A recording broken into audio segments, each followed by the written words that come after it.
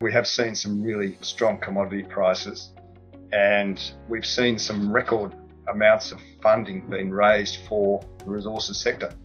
Anything related to decarbonisation or electric vehicles has just been on fire for the past year, and that's a function of, I guess, a lot of money flowing into the ESG space, people chasing the long-term demand profiles of those sectors.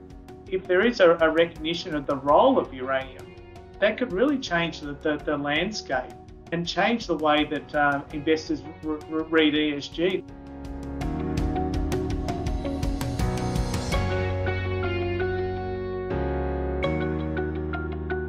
Good morning, everyone, and I'd like to welcome you all to another one-to-one mining investment online APAC content session.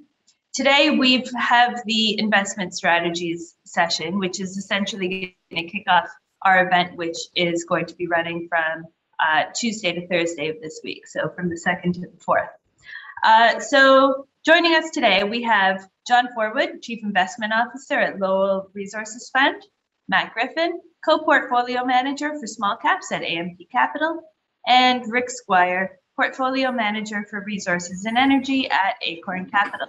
So thanks everyone for joining us today. Thanks, Amy. Thanks, Amy. Thanks, Amy. And I just want to remind the audience that we will be taking questions from you throughout. So please feel free to type in any questions you have for our panelists. Please do it in the Q&A box. It's a bit easier to manage all of the questions if they're all together in that Q&A space. So yeah, let's kick things off. So just like to ask, where are we in terms of global recovery plus pandemic, and what are some of the impacts that you're seeing right now on commodities investment? So maybe Rick, if you'd like to kick us off.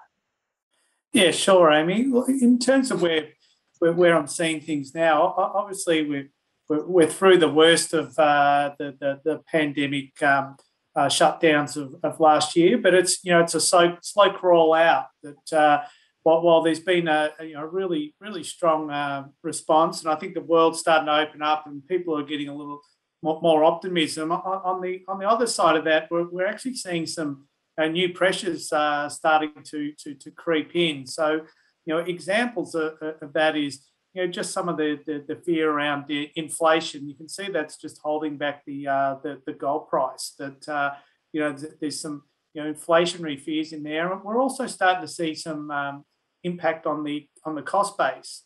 So, good examples of that are the rising energy costs that we're seeing in Europe, but you're seeing rising oil prices are starting to translate into higher diesel costs and higher energy costs for a lot of these operators. And another one that's particularly relevant in Western Australia is the impact of rising wages.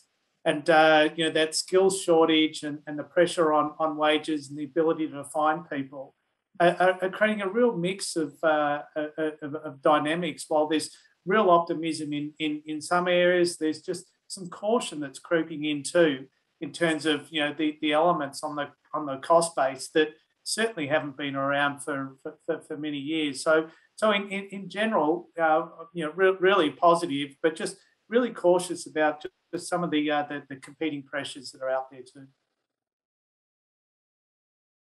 And Matt, what are you guys seeing? Yeah, it's been a remarkable sort of 18-month period, and the word or the phrase super cycle has been used quite a lot by various people. I think what we've seen is probably mini super cycles within different commodities. The macro level demand's been elevated. We've had governments handing us stimulus checks. We've had people stuck at home, unable to spend money on travel and services, so they've been spending on homewares and goods and products, so that's boosted the demand profile. And at the same time, for most commodities, we've seen supply constraints, whether that's at the mine level due to COVID restrictions, lack of investments as companies have shored up balance sheets, and also supply chain issues coming through, just meaning everything's taking longer to ship. So that has led to some temporary shortness in a lot of commodities and price spikes, and we've seen many commodities hit record levels over the past sort of 6 to 12 months. I am a believer that sort of in the medium term, a lot of those pressures will abate the world will return to normal as we eventually come out of COVID and supply chains pick back up and people shift their spending more towards services and travel a bit. Although it's probably not going to abate in the short term. So I think in the next year we probably see commodity prices being pretty well supported. The X factor though is on the supply side, where in most commodities there isn't any shortage of new projects around. I think what is taking a lot longer to get is permitting for many projects, especially in the Western world. So the typical timeline for environmental approvals and mine development approvals is pushing out by many years in some cases. And in some of the commodities, lithium and some of the EV supply chain or supply commodities being a good example, where there's a very rapidly growing demand profile. Supply just isn't keeping up, and those bottlenecks on project approvals are taking time to come through. So I think we'll reach a new normal where investors will need to be more selective in terms of commodity exposure, whereas in the past 12 months, everything has done pretty well. But in the short term, some of those pressures Rick talked about will certainly persist, and I can see high prices staying with us for the next little while. And let's bring John in here as well to the conversation. Yeah, Amy. Look, I think what Rick and Matt have said, 100% that on their comments. We're seeing the impact of the pandemic from the micro, if you like, as Rick sort of alluded to, in a sort of a smaller sense, the situation in Western Australia, where we're hearing that there's 40,000 unfilled jobs in the resources sector, partly due to COVID itself, but partly due to the border being shut to pretty much everywhere, and with that's flowing on to things like iron ore production. So both Rio and BHP have had to scale back their forecast for iron ore production, due to shortages of labour. But I think on the most macro thing that we've seen as a result of the pandemic is fiscal and monetary stimulation and low interest rates. And those low interest rates have really flowed through to all sorts of things. Fiscal stimulation as well, has caused inflation. We're seeing inflation everywhere from used cars to coffee beans at the moment. And the central banks, in particular the Fed, is really reluctant to chase. As I see it, they're really reluctant to push interest rates up and try and chase inflation down. I think they're caught between a rock and a hard place. So the end result of that is that we have seen some really strong commodity prices, and we've seen some record amounts of funding being raised for the resources sector. So last quarter, the September quarter on the ASX, there was a record amount of capital raised for the resources sector, and there was also a record amount spent on exploration. So it's really flowing through to the resources sector. And what sort of I suppose which parts of the resources sector is seeing kind of the most influx in investment? Is it commodity specific? What sort of broader themes are you noticing and kind of finding the best opportunities? Well, I think if you can put it in two broad baskets, you can put it in minerals and you can put it in oil and gas, and definitely the money's going into the mineral side of things. Oil and gas has been, the amount of funding that's been spent, for example, in Australia on oil and gas has sort of fallen by nearly 80% over the last 6 or 7 years. And even though there's record amounts of money going into exploration sector, that is really going into the hard rock. I think the lion's share generally goes to gold and copper, but we're certainly seeing a lot of interest in like the battery minerals, so lithium, nickel, to a lesser extent, cobalt and graphite. I'll invite the other panelists to kind of just jump in. Sure. Yeah, I guess, like John said, I mean, anything related to decarbonisation or electric vehicles has just been on fire for the past year, and that's a function of, I guess, a lot of money flowing into the ESG space, people chasing the long-term demand profiles of those sectors. But on the flip side, the lack of investment going into oil and gas and coal has seen this energy crisis we've had over the last couple of months, and the shortage of new supply coming on in those markets has driven that, and that probably is something that's going to potentially reoccur in future years as we transition to more, I guess, greener fuel source, just because oil and gas declines at 5, 10, 15% a year, and if there isn't the upfront money being spent in exploration and development, there will be supply bottlenecks. Yeah, I mean, there's been a few kind of major reports out that have noted that we're kind of bound to see a significant shortage in supply in like some of the key battery metals over the next couple of years. Do you actually think that's going to happen? Yeah, look, personally, I think lithium does still look very tight, and if you look at the key sources of supply coming on there, you've got brine projects which are getting more difficult in South America. There's permitting, there's political, there's social issues, so they'll come to market, but it will take longer. I think Wodgina is sort of the key source of spodumene, which is mothballed, and that's probably going to take a bit longer to come on as well, given the comments by Albemarle the other week. So I can see that still being a pretty tight market. I'm not sure we're going to get price growth much above these current levels, but it is extremely high, and there's a lot of money to be made, but I can see that being supported. Interestingly, some of the other EV commodities, there's a big bull case on nickel and cobalt. I think when you step back and take a look where we are in the journey on electric vehicles, we're still very early on. This is a 10, 20-year investment case, and I think it's very hard at this point to pick which technology is going to win out, which metals are going to be sort of the key ones in the future. And some of the announcements recently around new battery technologies, sodium ion, lithium sulfur, even the share that lithium phosphate is taking, which obviously doesn't have any nickel cobalt in it, is quite interesting, and the trends around that could shape that longer term demand profile for some of those metals.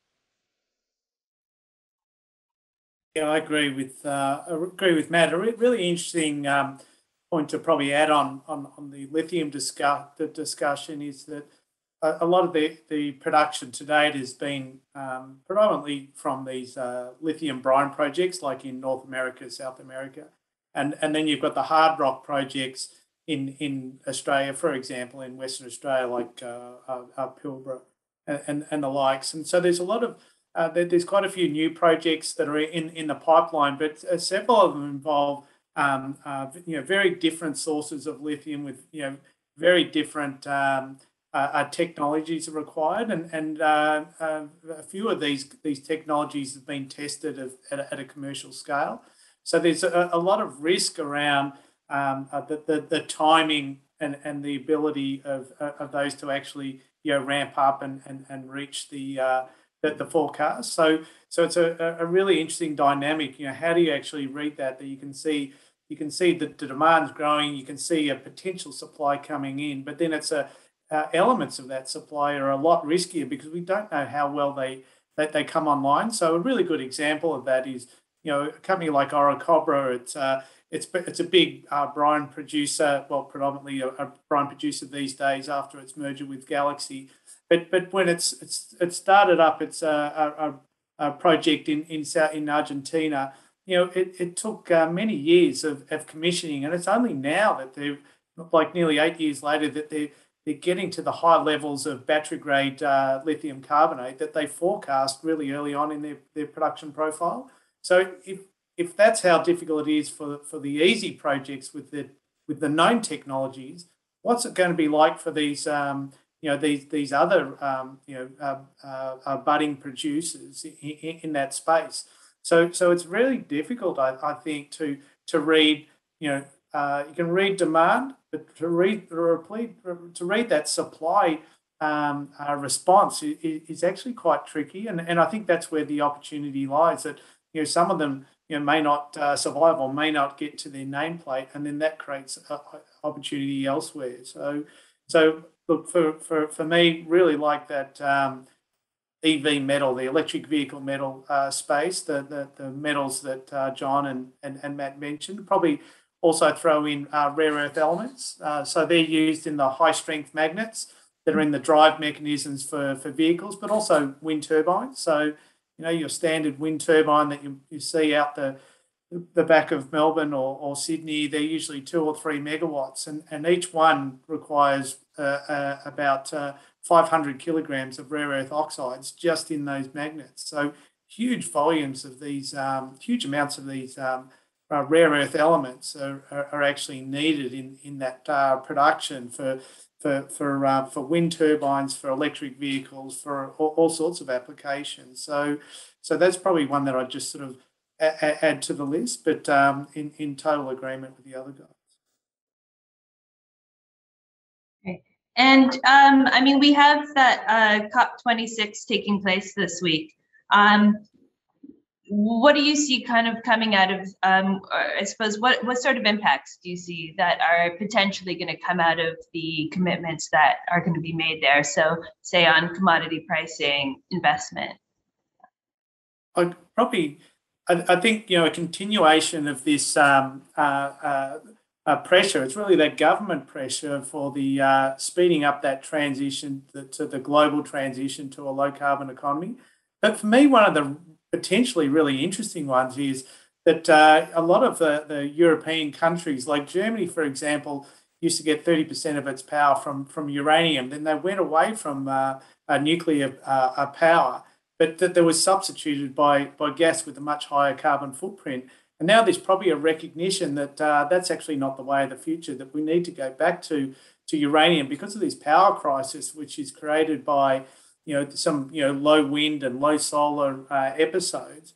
That you actually need a store of low carbon but energy there. That if there is a recognition of the role of uranium, that could really change the landscape and change the way that investors read ESG. That maybe nuclear is not bad in terms of ESG, but it's actually an essential part of the energy mix for a sustainable future in a low carbon global economy. And so for me, the one biggest one is uranium, the potential rethinking and just the way government's message on nuclear power. Other than that, I think there'll just be a continuation of what Matt and John were mentioning before of those battery metals and the rare earths and the like.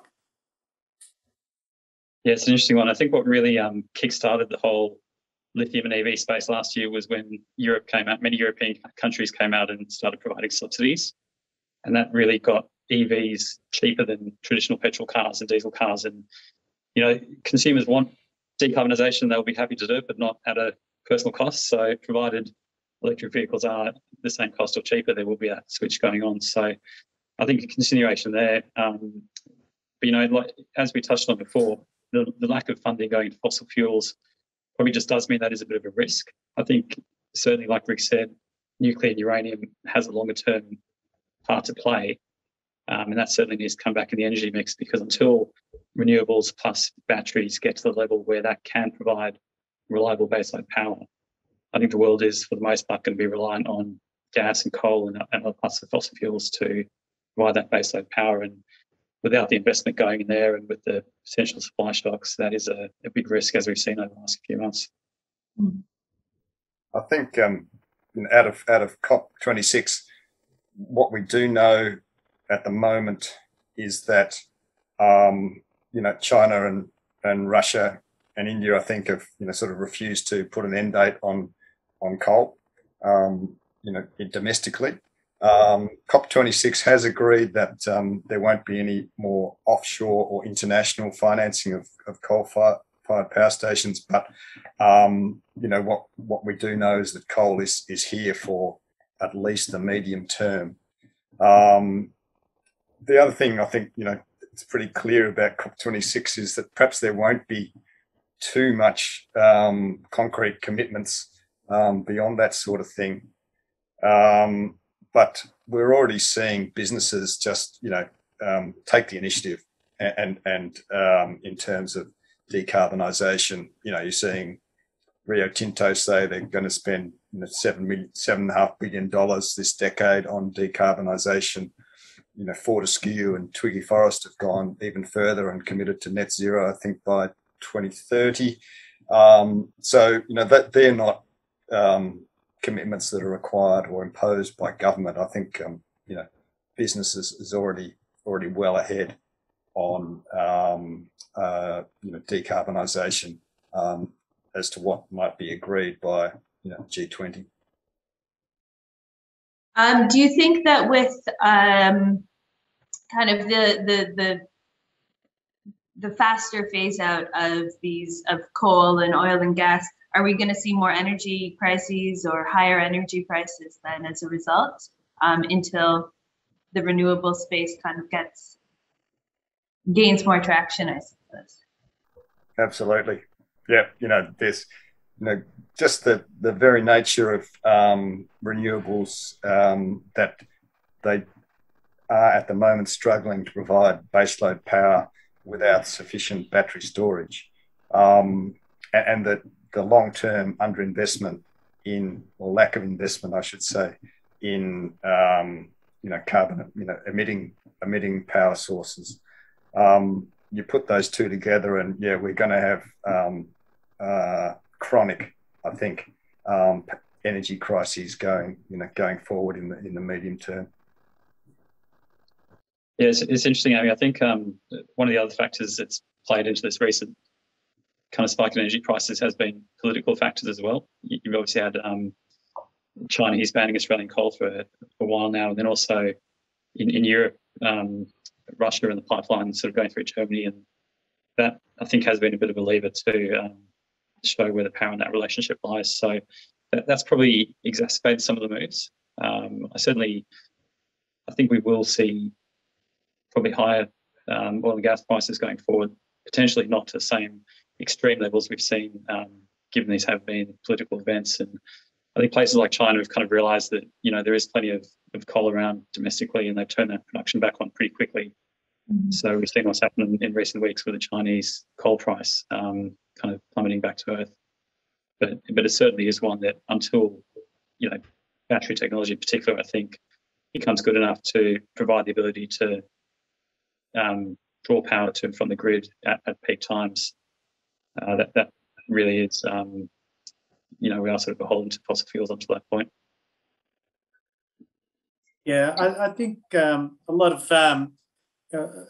there probably needs to be a bit more message around the fact that this is actually a transition to the low carbon economy. It's not just a gigantic step that most of us would love it if we could step into this low carbon economy tomorrow, but it just can't happen. And what happens if you move too quickly is that it just causes these big price spikes in energy, and that's no good for anyone.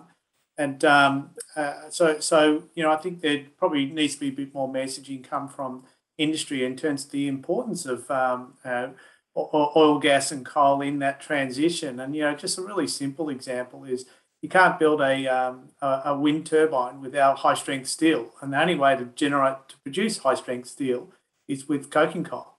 And so the coking coal is actually not an evil; it's actually an essential part of that transition. And then it's, can we ultimately develop technologies where we can reduce the carbon footprint around them?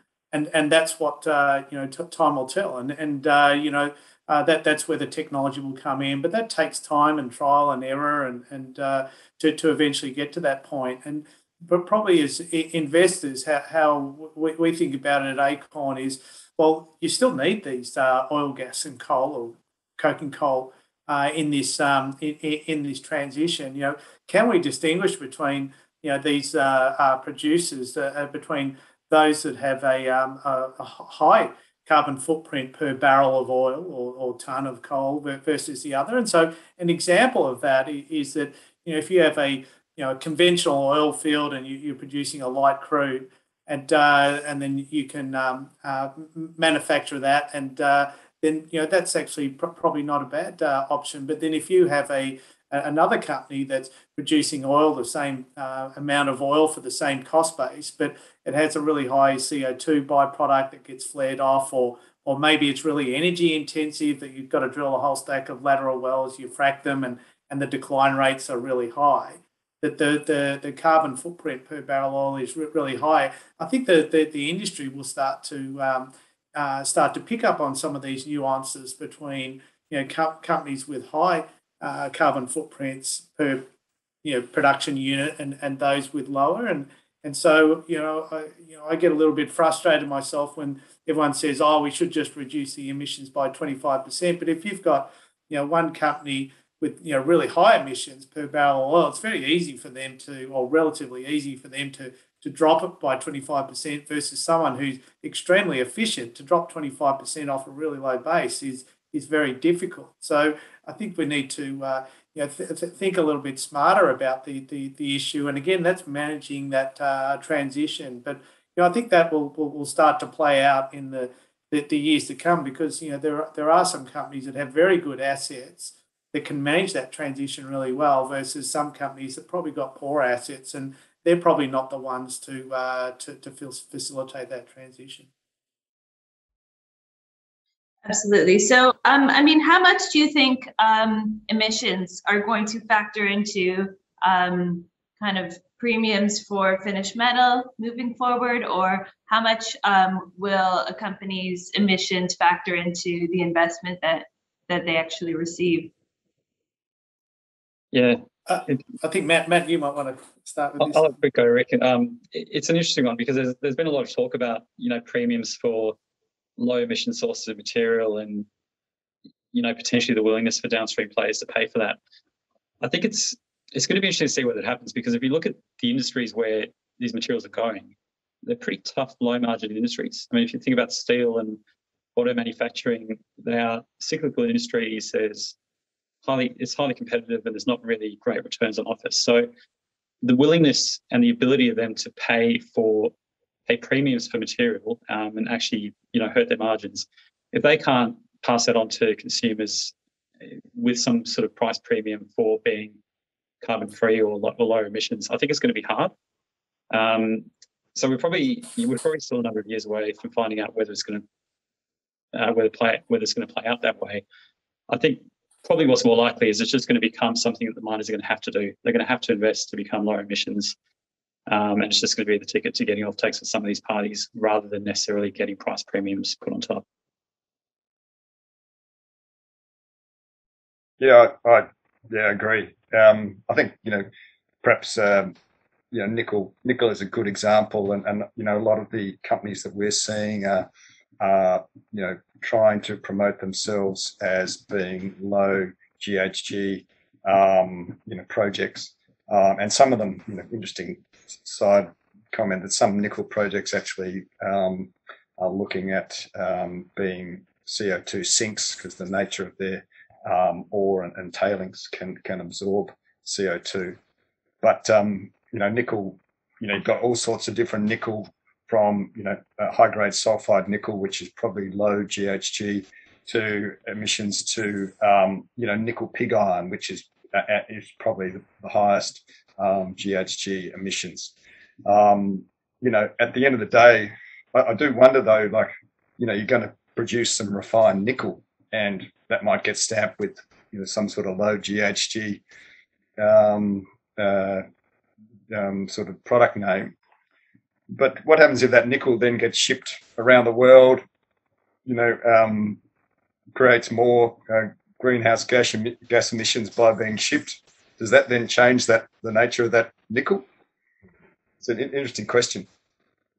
I mean, that brings in the idea of kind of more regionalized supply chains, which has been kind of a growing trend that we've seen over the past year and a half or so. Yeah, I think another element of that is just all the permitting that goes around these things. So these Matt touched on it earlier that it's becoming more and more difficult to permit these operations, and you hear examples of you're going to develop a big project, and now you've got to start to think about the sort of the global impacts of that. So the timing to get these in and the considerations that are coming in are just getting larger and larger. So all these things sort of feed into the cost base and the delays in getting them in. Any delay then creates that supply and demand imbalance, and so there's there are multiple contributing factors.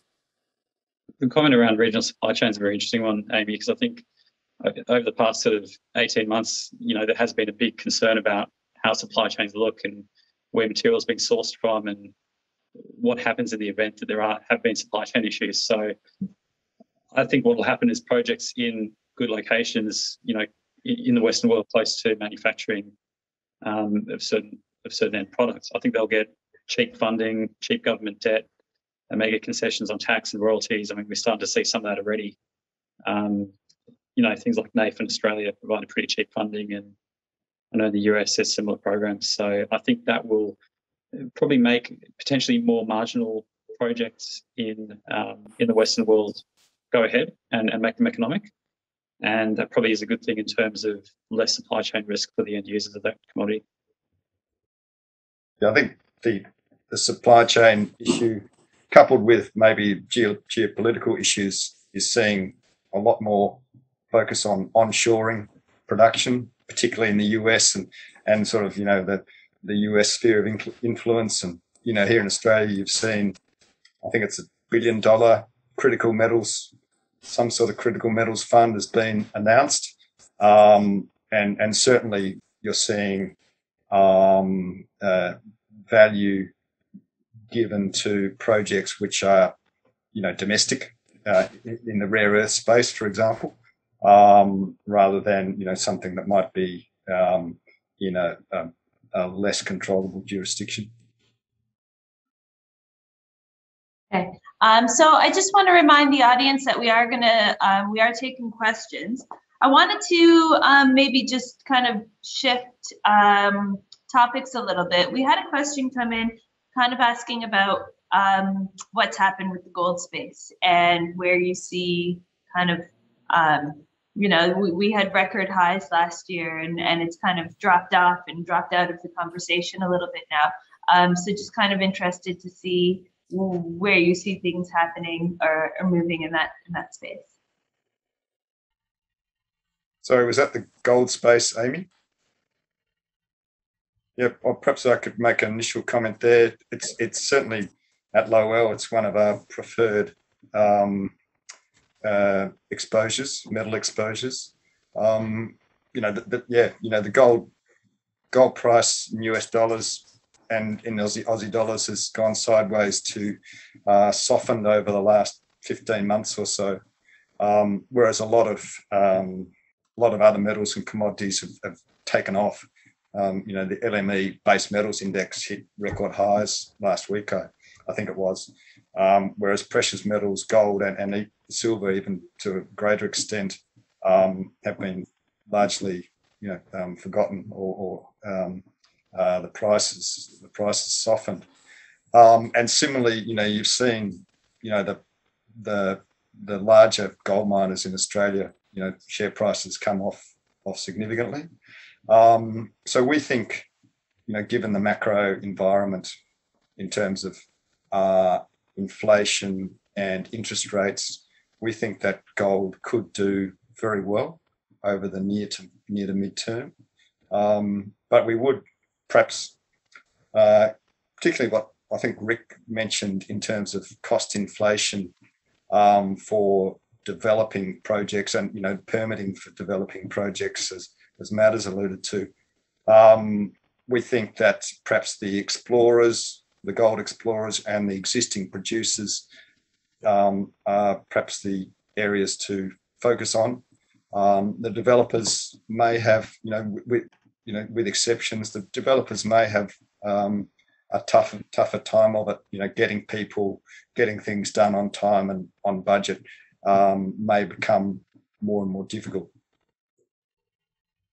Yeah, I'll agree with John. I'm kind of surprised gold hasn't done better. I mean, the macro setup for gold is still pretty strong, and I think that is one commodity where, if you look at what the market's forecasting in terms of gold prices, most forecasters sort of have it coming back to 1,500 over the medium term. So that's one where you can see upgrades coming through in the gold price. I think the producers are set up pretty well, particularly in places like Africa. You've had some pretty good results out of the producers there, where you don't have the same sort of labour and cost pressures that you do in Australia. So we've certainly shifted a lot of the investment offshore there, where most of the Aussie producers have struggled, particularly on the cost side recently. And I'll second what John said about developers. I don't think now is the time to be owning developers in general. Things we're talking about, like the high price of steel and energy and lack of availability of labour, that just hurts projects under construction. I think we'll see some pretty big cost blowouts in some of these projects, as well as time delays. The other interesting thing we're seeing is the emergence of M&A in gold. It's something we've been talking about for quite a while now, given how cashed up the space is and the funding available. But we have seen a few juniors get bid for recently. A couple of bidding wars as well, which is interesting to see. So there's certainly a large number of mid-tier gold producers out there who don't have much of an organic production profile, potentially have a bit of a production cliff in the next few years. And given the state of where the exploration portfolio is, they will need to acquire to basically keep their production at flat or growing. So I suspect we'll see more M&A over the coming sort of 6 or 12 months as well in the space. 100% agree, Matt. We think, and those guys have got generally good access to funding. They have been making good margins. It's set up for a increase in M&A activity. Yeah, there's certainly deep value in the gold sector. So, as Matt and John have said, there's producers with really strong balance sheets, looking for growth opportunities, and they can pick and choose because the value is so deep in that area. So for the canny investor, there's opportunity. So probably as they also mentioned, there's there are elements of the cost base that are creeping in, rising energy prices, rising labour shortages and wage pressure. But I still, even with those things there, where they sit today, we still see, I still see, really strong value. Probably the only caution is, how to read where the gold price is going to go. I've got no idea. Every second article I read, one says it's going to go up and the other one says it's going to go down. And the fact that it's going sideways, I think, is just sort of reflecting the uncertainty of investors too, that, there's still some opportunities. There are still some, companies that are, just going through the final stages of construction on a plant. I think those sort of companies are in a good position where they're commissioning or about to commission a project. But to bring on to start construction on a new project today, particularly in Western Australia, that would be a pretty tough ask certainly in the next 12 months or so. Just the ability to find the staff, let alone the inflationary, the cost blowouts they're going to incur. So that makes it difficult for those developers that you don't want to delay getting into production, but it can be really expensive if you push the button today. So you bring up some of you have brought up kind of the concept of M&A in this space. So what sort of outlook do you see for M&A and consolidation moving forward? Yeah, look, I think it'll be pretty strong. Like I said, most of these companies have a pile of cash on the balance sheet. Not a huge amount of projects in the pipeline to develop, and funding's fairly available as well. There's any company can raise equity at the moment, and there's plenty of debt around too. So I think investors are supportive of M&A for the right asset at the right price. I'd be a bit wary of companies getting to bidding wars over assets and sort of paying above the odds for things or relying on exploration success. But particularly in the junior space, I think the companies we've seen get bid for at the moment have kind of been ones with a resource, potentially not enough scale to develop themselves, or a go alone, and it might be a nice bolt-on to someone looking to add, say, 100,000 ounces of production. The other thing we've seen is some of the, the mega mergers have continued. Companies looking for, increased presence in ETFs, access to GDX and the investor base that brings, and passive flows, and just a bit of scale. So I think there's a couple of factors there. You don't necessarily want companies buying other companies just to gain scale. However, in the gold space, it has tended to work because there is a lot of passive ETF money following the space. So you generally do get a re-rate as you get bigger. But particularly in some of the cases of the mid-tiers where there's just no growth profile, I think adding a good project or two and building out that development pipeline, I think can have a lot of value if it's done at the right price and for the right assets.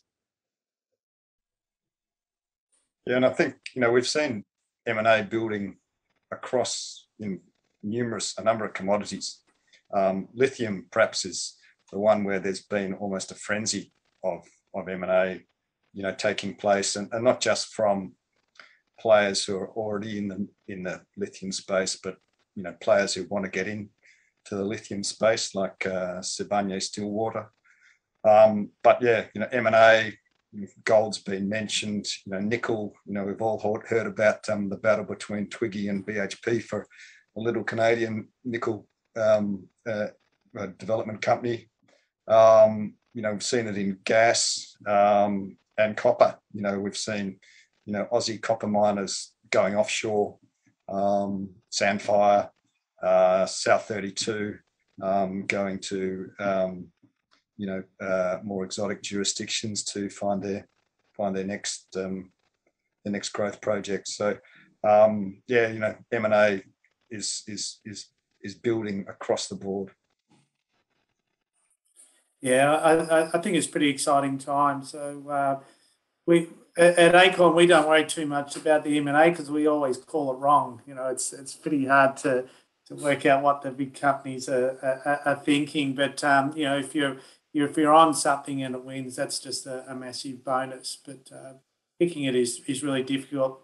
But no, it's I think the message we're hearing from the other guys is that it's across the sector. It's not just gold or any metal. It's across it, even in energy. So resources and energy, it's pretty exciting time. And you could even look at uranium. That a lot of these companies have sort of peeled off the assets that they didn't want when the times were tough, but now they're booming again. They've got maybe a production asset, but very little growth beyond that. And investors and companies always want to have that pipeline of sort of a clear path running forward. So even in sectors like uranium, you'll probably see some M&A starting to creep in at some point in the near future. So it's definitely underway in the gold and the copper space. And as John mentioned, lithium, it's been running for a while, for a few years now, and I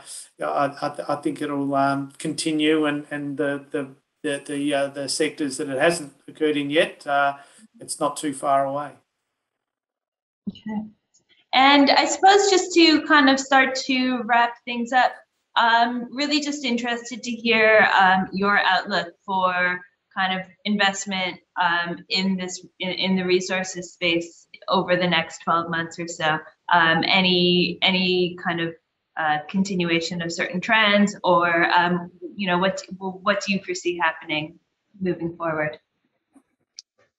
I'll start off. I'll say probably lots of volatility ahead, which I think is what we've seen in the past year. I don't see that changing. I think we're just in a very uncertain time in the world, both in terms of demand and supply, and it's kind of very hard to pick what's going to happen in the next week or month, let alone the next 12 months. So I think there'll certainly be a lot of volatility. I think the supply chain issues and cost pressures and things we've talked about. For me, that means the commodity prices probably do stay supported at higher levels over that next 12 months. But I think we're going to reach a period where investors are going to start having to look forward a few years' time and see, well, what are the real, structural supply demand stories out there, and where does our marginal dollar investment go? So not a clear answer, but I do think commodities stay well supported, and there'll certainly be a lot of volatility along the way. Okay.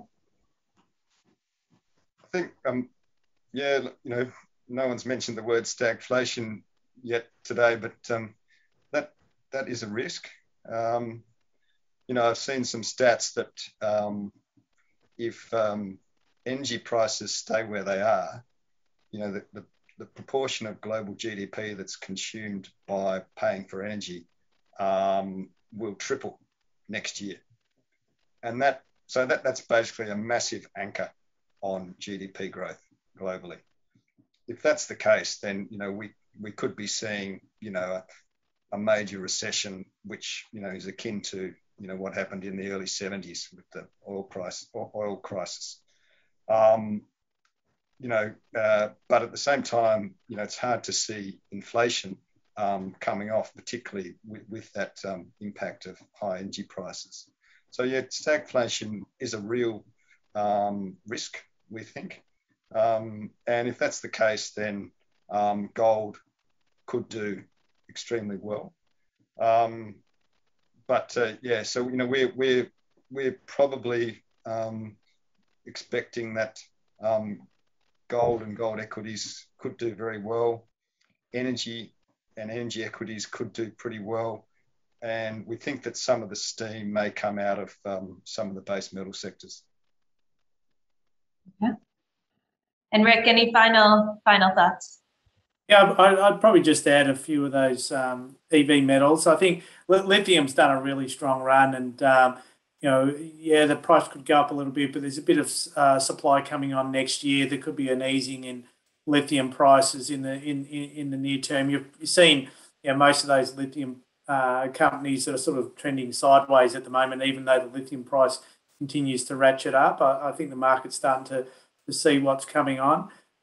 You know, certainly, you know, the rest of those metals, the copper, the nickel, cobalt, the rare earth elements, you know, the outlook is positive. You know, you've got to be backing the right horse. Not all of them will win. Yeah, gold always there for the reasons that John and Matt have outlined. So probably the only one that not too enthused about is in the near term is iron ore. That I don't think it's going back to $240 a tonne US anytime soon. But doesn't mean you can't make money in that sector. But I think the opportunities definitely lie elsewhere. And, you know, energy, I think you know, that's definitely an area that will have a strong outlook. So we're pretty excited and looking forward to the next 12 months. Sounds great. So that pretty much takes us to the end of this discussion then. So I want to thank all of the participants, the audience, as well as our panelists, especially those of you that are on holiday today. So thanks so much for taking part, and we look forward to seeing you all at live in-person event soon. So thank you. Thanks, Amy. Thanks, Amy. Thanks, Amy. Thanks.